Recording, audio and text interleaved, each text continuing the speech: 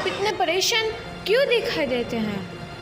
परेशान तो रहूंगा ना पार्वती, आखिर एक बेटी का बाप जो ठहरा। पार्वती, अब उसके हाथ पीले करने का समय आ गया है। पर हमारी आनंदी तो अभी सिर्फ 9 साल की है। अभी तो उसके पढ़ने लिखने और खेलने कूदने के दिन हैं। देख पार्वती, लड़कियां पराया धन होती है और जितना जल्दी इन्हें घर से विदा कर दे उतना अच्छा है। कल से आनंदी की पढ़ाई लिखाई बंद। पर बापू, इसमें मेरी क्या गलती है? आप मुझे पढ़ाई करने क्यों नहीं देते? तेरी गलती है कि तू एक लड़की है। लड़का होती तो क्या बापू? लड़का होती तो क्या? ए लड़की, ज्यादा जबान ना चला, नहीं तो जबान हलक से खींचकर बाहर निकाल दूंगा। बापू, मैं पढ़ लिख कर कुछ बनना चाहती हूँ। मेरी पढ़ाई ना रोको बापू। आनंदी, तुझे पढ़ना है तो पढ़, लेकिन सारी उम्र बाप की छाती पर यूं बोझ बनकर ना बैठ। पर बापू, अभी तो मेरी उम्र पढ़ाई लिखाई की है। मुझे पढ़ लिख कर डॉक्टर बनना है। पढ़ाई पढ़ाई पढ़ाई, आज तो तेरी इन किताबों का काम तमाम करके ही छोड़ूंगा। ये ले। नहीं बापू, मत फाड़ो बापू। हट छोरी। नहीं बापू, नहीं। बापू, ये तुमने क्या किया? तुमने मेरी इन किताबों को ही नहीं फाड़ा बापू, मेरी किस्मत फाड़ दी, मेरी किस्मत। ये कॉपी किताबें ना सिर्फ छोरों के हाथ में अच्छी लगती है, लड़कियों के हाथ में तो सिर्फ मेहंदी अच्छी लगती है, मेहंदी। पर बापू, मैं लड़की हूँ तो क्या हुआ? लड़का और लड़की तो हमारी दोनों आंखों के समान होते हैं। चुप कर आनंदी, और यह एहसान मान कि अब तक जिंदा है तू। कहीं बचपन में गला दबा कर मार दिया होता तो यह तेरी बकबक नहीं सुननी पड़ती आज। पर बापू, मुझे चूल्हा जलाना अच्छा ना लगे है। देख छोरी, जितना जल्दी हो तू चूल्हा जलाना सीख ले, उतना ही अच्छा है तेरे लिए। और हाँ, तेरा ब्याह तो होगा, वो भी कल के कल। अबला जीवन है तुम्हारी यही कहानी। आंचल में है दूध और आँखों में है पानी। मुझे माफ़ कर दे बेटी, तेरे बापू के जिद के आगे मेरी एक न चलेगी। माफ़ कर दे बेटी, मुझे माफ़ कर दे।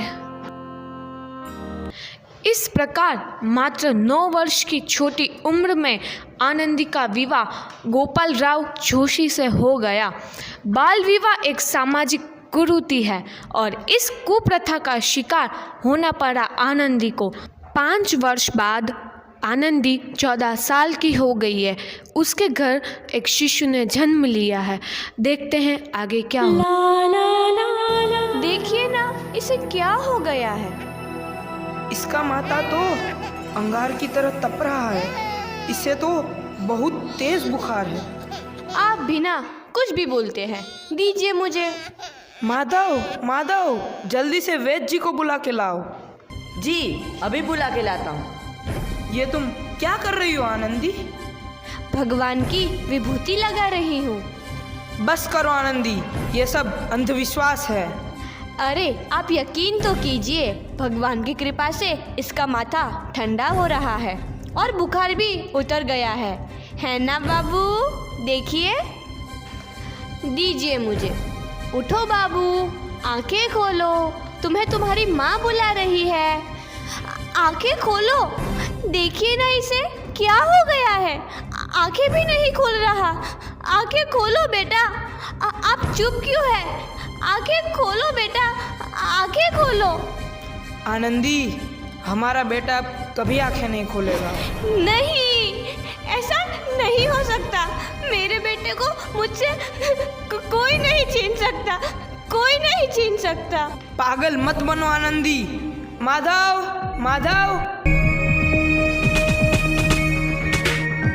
आनंदी, बंद करो ये पागलपन। भगवान ने मेरा बच्चा छीन लिया। भगवान ने नहीं, तुम्हारी अशिक्षा और अंधविश्वास ने तुम्हारा बच्चा छीना है। अगर तुम पढ़ी लिखी होती तो आज हमारा शिशु जीवित होता।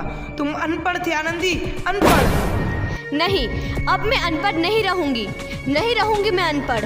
मैं पढ़ूंगी ताकि कल किसी और आनंदी को इलाज के अभाव में अपना बच्चा ना खोना पड़े।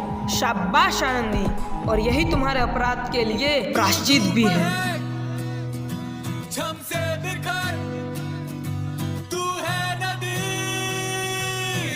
आनंदी, तुम्हारी 12वीं का परिणाम आ गया है। तुमने पूरे कॉलेज में प्रथम स्थान अर्जित किया है।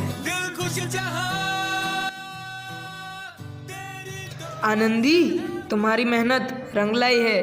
तुम्हें शिक्षा वृत्ति मिली है। ये लो तुम्हारे अमेरिका जाने की टिकट। मुझे शिक्षा वृत्ति मिल गई। मैं अमेरिका जा रही हूँ, पर ये सब मैं अकेले कैसे कर पाऊंगी? आनंदी, अपना आप को इतना कमजोर क्यों समझ रही हो? फिर इतना पढ़ने लिखने का क्या फायदा? तुम अभी गवार की गवार नहीं हूँ मैं अब गवार। तो इस प्रकार 7 अप्रैल 1883 को आनंदी अमेरिका के पेंसिल्वेनिया के लिए रवाना हुई और 3 साल बाद उन्होंने डॉक्टर ऑफ मेडिसिन की उपाधि प्राप्त कर ली। इधर आनंदी के पिता की तबीयत बहुत खराब है। आगे क्या होता है देखते हैं। लगता है अब मेरे जाने का समय आ चुका है। अब मैं नहीं बचूंगा। ऐसा मत बोलो। शहर के सिटी हॉस्पिटल में अमेरिका से डिग्री लेकर कोई बड़ा डॉक्टर आया है। एक बार वहाँ चलकर दिखा लेते हैं। हाँ, सही बोला भैया। कम से कम दिल को तसल्ली तो मिल जाएगी। हाँ हाँ, चलो चलो जल्दी हॉस्पिटल चलते हैं।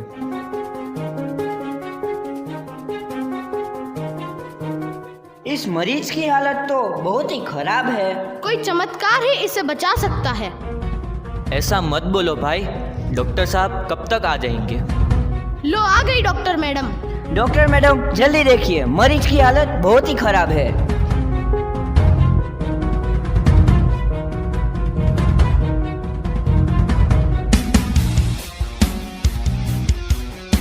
अब आप बिल्कुल ठीक हैं। मौत के मुंह से आपको बचाया है डॉक्टर मैडम ने। डॉक्टर साहब ने मुझे बचा लिया। मुझे मिलना है डॉक्टर साहब से।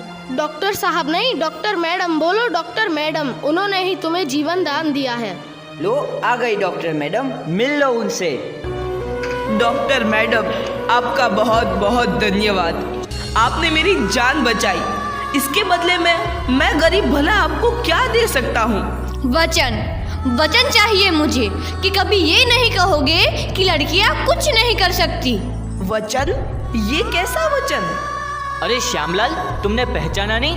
तुम्हारी बेटी आनंदी। आनंदी? मेरी बेटी आनंदी? डॉक्टर? हाँ बापू, वही आनंदी जिसके लिए बचपन में तूने चूल्हा और दूल्हा के अलावा कुछ नहीं सोचा था।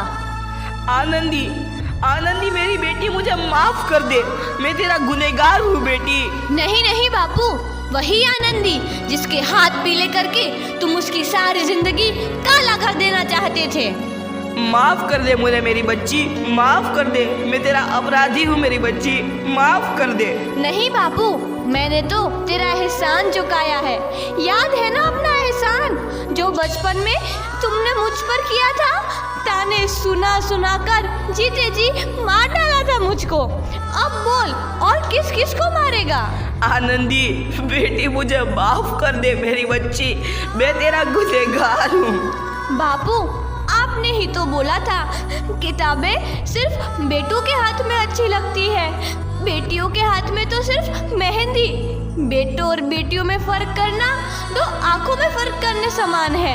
एक का पढ़ना और दूसरे का ना पढ़ना सामाजिक अंधकार है बापू, सामाजिक अंधकार। उपकार मांगता हूँ मैं तुझ जैसी बेटी का, जिसने सारी उम्र मुझसे कुछ ना मांगा तो सिर्फ बराबरी का दर्जा। वरना सच तो यह है कि मैं तेरी माफी के लायक भी ना हूँ। मुझ जैसा बाप तेरी बराबरी कर सके उसके मैं लायक भी ना हूँ मेरी बेटी, मैं लायक भी ना हूँ। अपने बापू को क्या माफ नहीं करोगी आनंदी? माफ कर दो आनंदी, माफ कर दो। सुबह का भूला यदि शाम को घर लौट आए तो उसे भूला नहीं कहते। बापू। तो इस प्रकार आनंदीबाई जोशी ने अपनी मेहनत और अटूट इरादे से न केवल भारत की पहली महिला डॉक्टर बनी, बल्कि आगे चल के उन लड़कियों के लिए सुनहरा रास्ता दिखा गई जो जीवन में कुछ करना चाहती थीं।